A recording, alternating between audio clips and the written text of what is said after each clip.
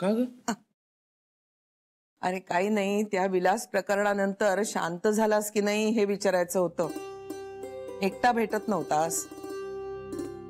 हो, श्रीशी सुद्धा बोललो मी. आपापसातलं सामंजस्य बिघडेल असं काही करू नका रे बाबांनो, एवढंच म्हणणं आहे माझं. आई तू काहीच काळजी करू नकोस. बघ, मी माझी नाही पण श्रीची खात्री देऊ शकतो. तो नक्की समजूतदारपणे वागेल. तू ना.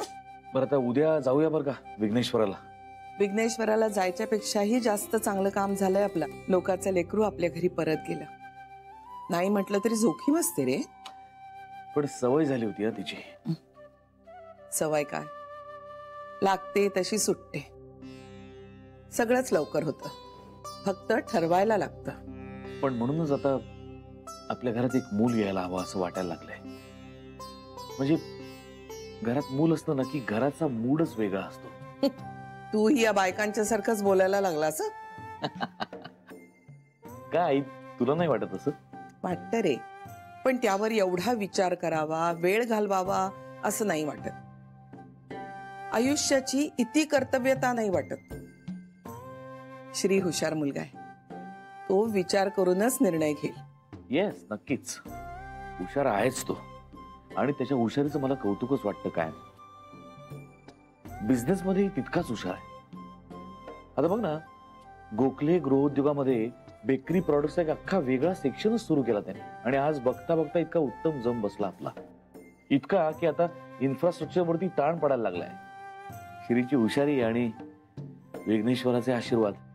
कांता, बिझनेस ना मुलासारखा असतो. त्याच्यावर प्रेम करायला लागतं, त्याला समजून घ्यायला लागतं. त्याच्या कलानं वागत आपल्यामध्ये बदल घडवावा लागतो. आणि योग्य वेळ आली की त्याला सक्षम माणसाकडे सोपवावं लागतं. जसे योग्य वेळी मी आपला बिझनेस श्रीकडे सोपवला आणि बघ सोनं केलं त्यांनी त्याचं. खरं हे बघ, माझ्याकडे त्याच्यासारखी दृष्टी नाही आहे, पण कष्ट करण्याची तयारी आहे खूप खूप. आता तो जे काही ठरवेल ना ते मी डोळे झाकून करणार आहे.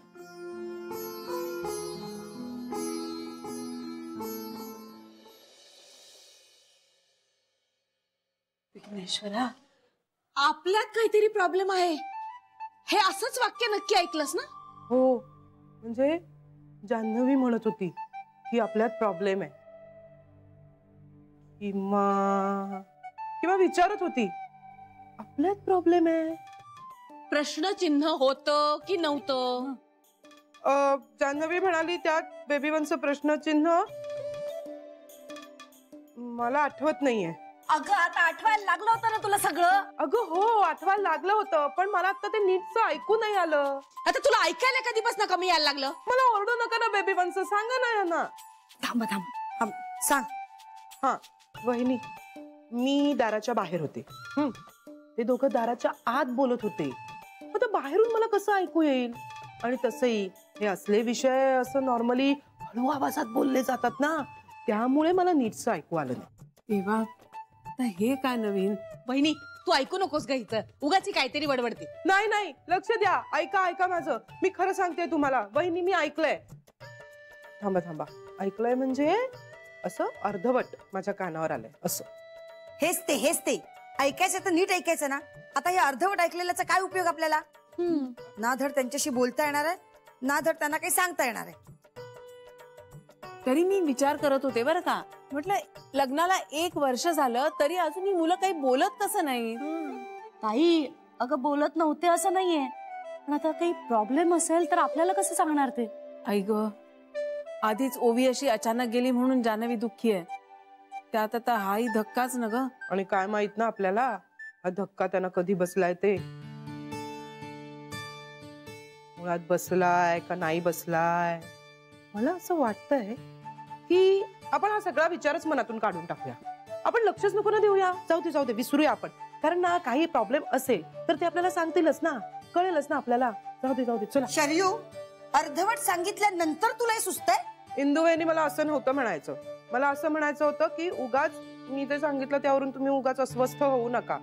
आणि तसंही ओवी घरातून आत्ताच निघून गेलीये ना, त्यामुळे ऑलरेडी घरात जरा सगळ्यांचा मूड गेलेलाच आहे, म्हणून म्हटलं. हो, सगळ्यांचा मूड गेलाय. ओवी कधी ना कधी जाणारच होती, आपणच तिच्यावर जीव लावायची घाई केली. हो ना, पण अर्थातच तू दिलेल्या बातमीमुळेच जास्त अस्वस्थ झालोय आम्ही. कसली बातमी?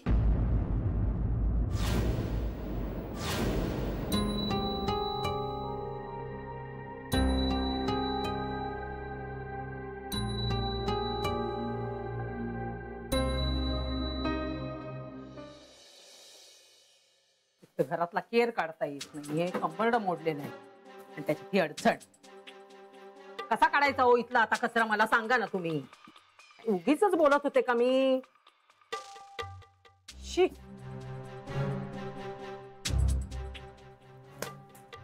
पिंट्या पिंट्या पिंट्या पटकन येत आधी, लवकर ये. आई काय झालं, लवकर बोल, मला उशीर होतोय. हो लवकरच बोलतेय मी. हे तुझे काय आणून ठेवलेस ते परत कधी घेऊन जाणार आहेत? हा, त्या घराच अगदी नुसतं गोडाऊन करून टाकलेलं आहे. त्या तुझ्या साहेबाला ना गोडाऊनचे पैसे द्यायला नको ना, म्हणून त्याने आपल्या उरावर आणून आदळलंय हे सगळं. अरे त्यापेक्षा त्यांना म्हणावं आपल्या घराचं भाडं तरी भरा मग. आई जरा धीर धर ना, 1-2 दिवसात निघणार आहेत ना ते बॉक्सेस.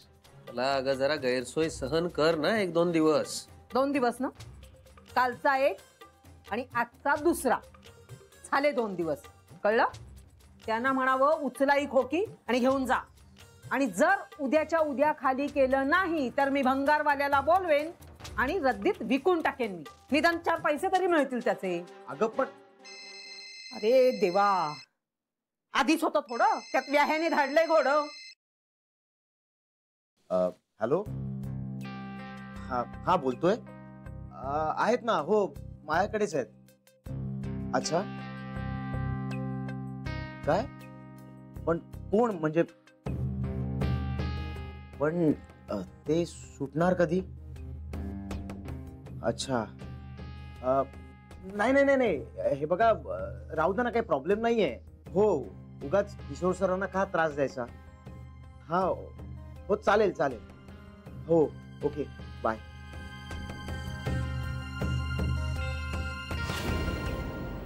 काय रे, काय झालं?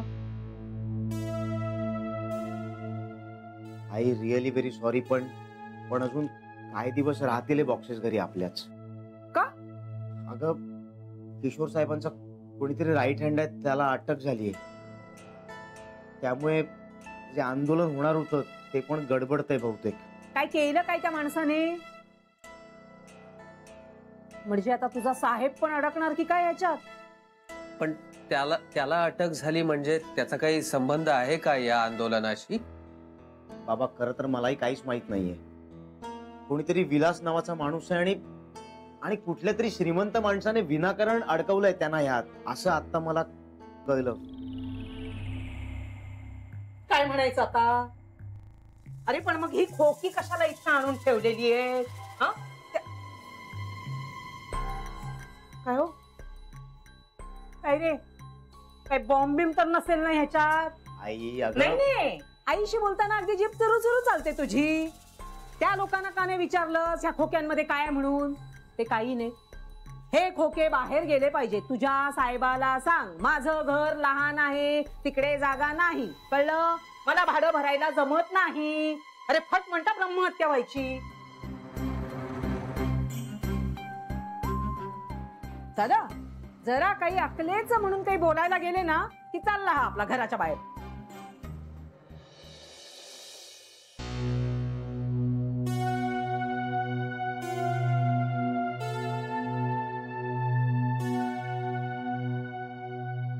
माझ्या हयातीत तरी तुमची चोरून ऐकण्याची सवय जाणार आहे का?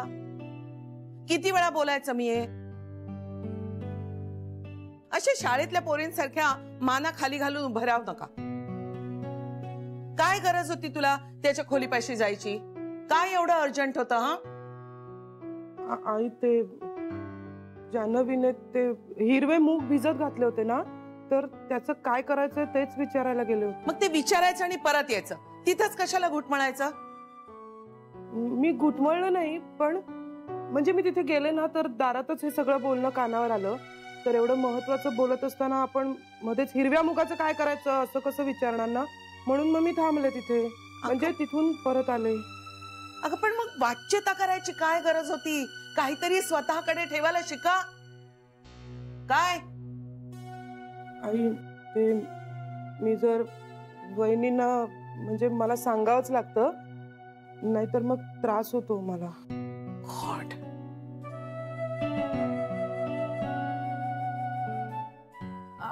आई पण तिने आपल्या मुलांबद्दलच सांगितलं ना, आणि तिने सांगितलं नसतं तर मग आपल्याला खूप उशिरा कधीतरी कळलं असतं हे सगळं.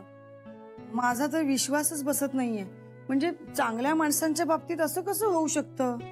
हो ना, अत्यानंद महाराजांच्या आश्रमात ना एक बाबा आहेत, त्यांच्याकडे आजच श्री आणि जान्हवीची पत्रिका घेऊन जाते. नको, कुणाकडेही पत्रिका घेऊन जायची गरज नाहीये. अगं पण आई काही प्रॉब्लेम असेल तर? प्रॉब्लेम आहे का? नक्की माहित आहे का आपल्याला? उगाच काहीतरी डोक्यात घेऊन बसायचं ते. आणि आता शास्त्र इतकं पुढे गेलंय की काहीही अडचण असेल तरी डॉक्टर त्यावर हजारो उपाय करतात. आणि काही नाही तर मूल दत्तक घेता येतं. आई पण उपाय असेल तर शेवटी आपलं मूल ते आपलं मूल नव्ह आई. मान्य आहे, पण ह्यावर आपण चर्चा करून काय उपयोग आहे? या मुलांना आपल्यापेक्षा जास्त माहिती असते आजकाल. पण आई त्यांच्याशी बोलायला हवं. त्यांना आपली मदत हवी असेल तर. हो ना, आणि त्यांना आपल्याशी बोलायला ऑकवर्ड फील होत असेल तर आपण त्यांच्याशी बोललो तर सगळं सोपं होईल. काय बोलणार? तुम्हाला काही प्रॉब्लेम आहे का असं विचाराल डायरेक्टली? नाही नाही असं नाही, पण वीणाकडे जा असं तर सुचवू शकतो ना. आणि समजा प्रॉब्लेम असेल तर वीणापेक्षा चांगली डॉक्टर आपल्याला माहितीच नाहीये. आणि प्रॉब्लेम नसेल तर ती काय ते जनरल काउन्सिलिंग का काय करते ना, तसं करता येईल. हा, तसं करता येईल. हा, तसं करता येईल ना तर चांगलंच आहे ना मग. कारण आई, आपण ना सगळ्या त्यांच्यावर दडपण आणतोय असं त्यांना वाटायला नको. हो, आणि वीणा आपलीच आहे ना. म्हणजे आपण मुद्दाम त्यांना डॉक्टरांकडे पाठवतोय असंही नको वाटायला त्यांना. असंही नाही वाटणार त्यांना.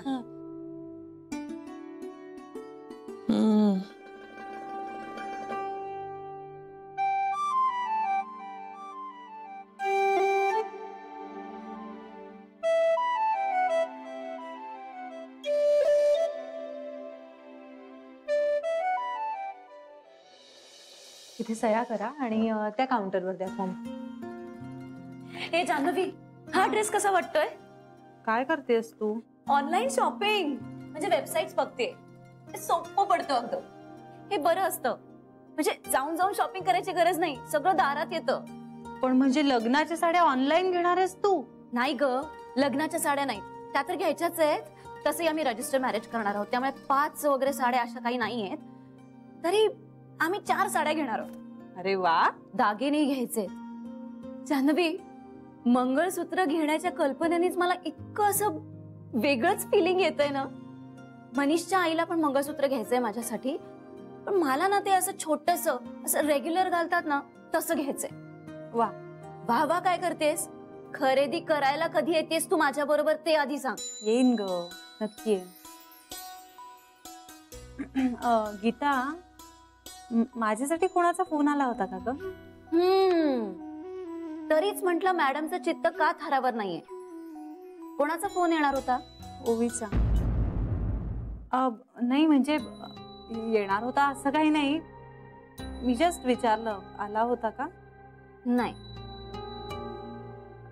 मी सरांच्या केबिन मध्ये होते तेव्हा. नाही.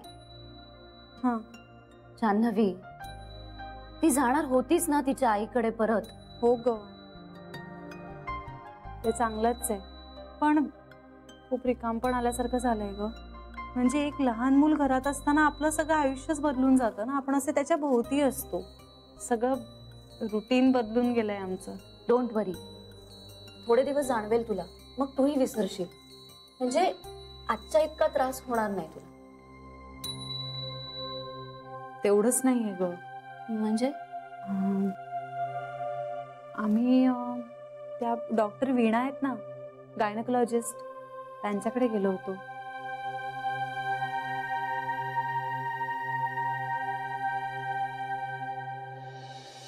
पण म्हणजे विलासवरती बरेचसे चार्जेस लागू शकतात, राईट? अच्छा, आणि त्याला बऱ्यापैकी शिक्षाही होऊ शकते, हो ना? एक्सलेंट. ना ना, in a way it's really good. हो या, म्हणूनच म्हणतोय. एनिवे, तुम्ही आम्हाला सांगा तिथे केव्हा यायचंय. आम्ही येऊ आणि सगळ्या फॉर्मॅलिटीज पूर्ण करू. Yes. No, we are actually relieved. Thank you so much sir. Thank you.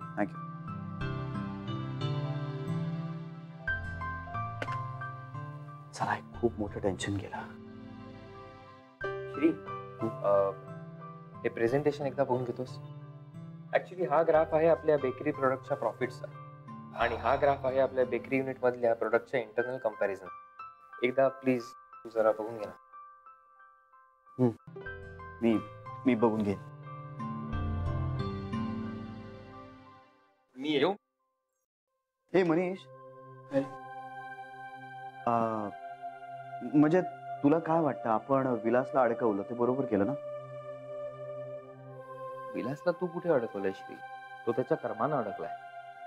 नाही, ते झालंच, पण आपण इन्स्ट्रुमेंटल ठरतो ना त्याला पोलिसांकडे देण्यात. त्याचीच फक्त काळजी वाटते मला. कशाची? तो डूख धरून बसला तर आपल्यावर. मनीष, अरे तो पुरता घाबरलाय आपल्याला. नाही श्री, आपण सांगू नाही शकत. मुळात अशा गुन्हेगारी प्रवृत्तीच्या माणसांची मानसिकताच आपण समजू शकत नाही. हा एखादा सामान्य माणूस असता तर तो घाबरला असता नक्कीच, पण हा माणूस घाबरेल असं नाही वाटत मला. पण तो आपल्यावर डूख धरेल म्हणून काय आपण त्याला पोलिसांकडे द्यायचंच नाही? तसं नाही म्हणायचंय मला. मग आपण या सगळ्या प्रकरणात थोडंसं कमी इन्व्हॉल्व्ह व्हायला हवं होतं असं तुला म्हणायचंय का? मनीष, अरे प्रत्येक जण हा असाच विचार करायला लागला ना तर मग ही असली घाणेरडी माणसं मोकाट सुटतील. श्री, ओवीला मदत म्हणून तुम्ही तिला घरी घेऊन गेला, इथपर्यंत ठीक होत नाही, रादर ते योग्यच होतं. पण ओवीच्या आई वडिलांसाठी तुम्ही तिच्या काकांच्या अगेन्स्ट पोलिसांना उभं केलं, इथे तुम्ही अडकला. आय मीन, हे करण्याचं धाडस तिच्या आईबाबांनी केलं नाही श्री.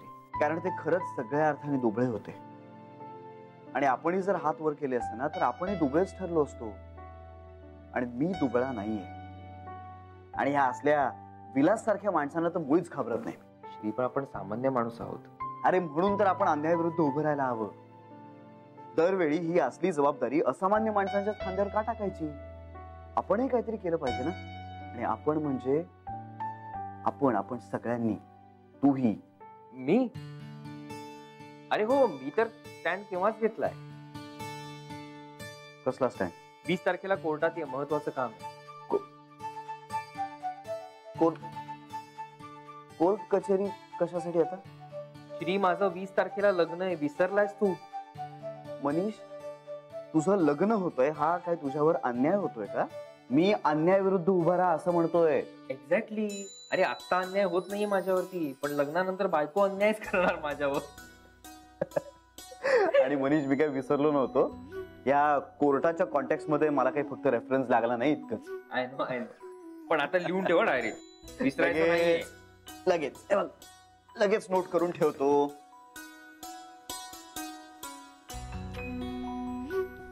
वीस तारीख.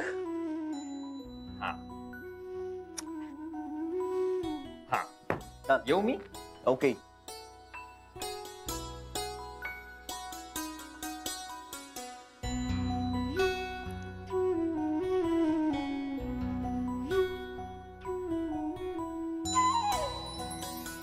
इंदे, बाजारात ना मस्त लाल लाल गाजर आलेत, हलवा करूया? गोड खायची इच्छा नाही वहिनी. गोड खायची तुला इच्छा नाहीये?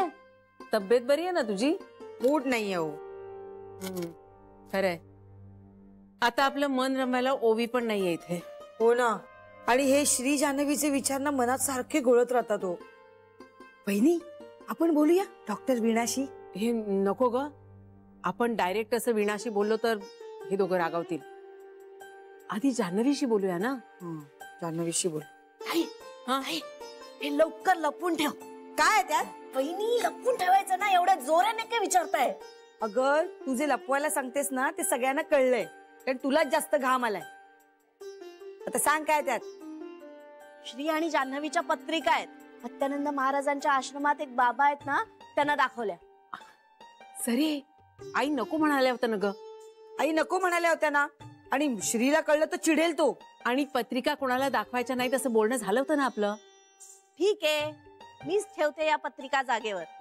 आणि ते बाबा काय म्हणाले हे दोघींनाही सांगणार नाहीये. नाही नाही, थांब थांब थांब थांब. सॉरी सॉरी, सांग ना काय म्हणाले ते बाबा. का मगाशी का नाकाने कांदे सोलत होतात? बरं बाई, आम्हाला माफ कर. आता सांग काय म्हणाले ते बाबा. हिंदू वहिनी, अय्या तुम्ही पूर्ण वाक्य मराठीत बोलला. सरे, you not eating my head. I am angry. बस बस बस, सांगते मी. ते म्हणाले अपत्य योग आहे.